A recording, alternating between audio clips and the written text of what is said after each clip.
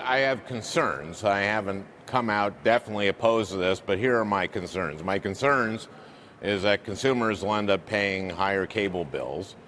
I mean, we have Comcast is the biggest cable provider in the country. Time Warner is the second biggest. We have too much concentration, not enough competition as it is. I think this is going in the wrong direction. I wrote a letter to the regulatory agencies stating my concerns that consumers are going to be paying higher cable bills, they're going to get even worse service, and that they're going to have less choice.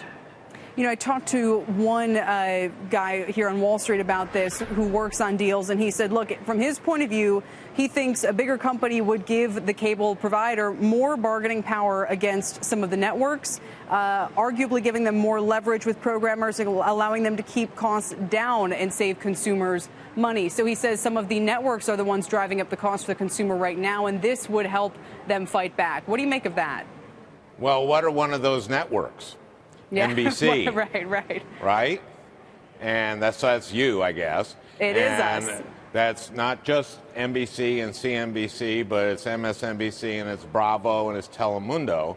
And I was against the Comcast NBC Universal deal because this is not just horizontal integration, it's vertical too.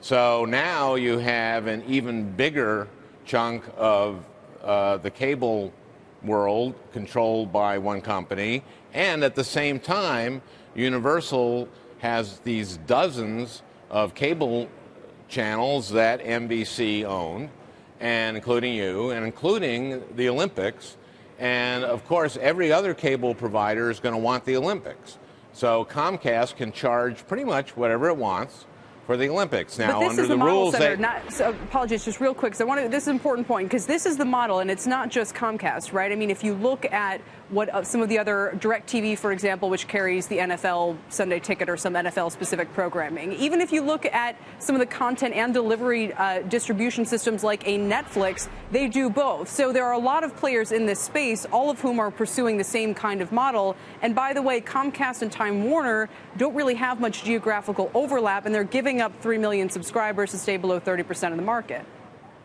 Well, I think your last point actually underscores my point.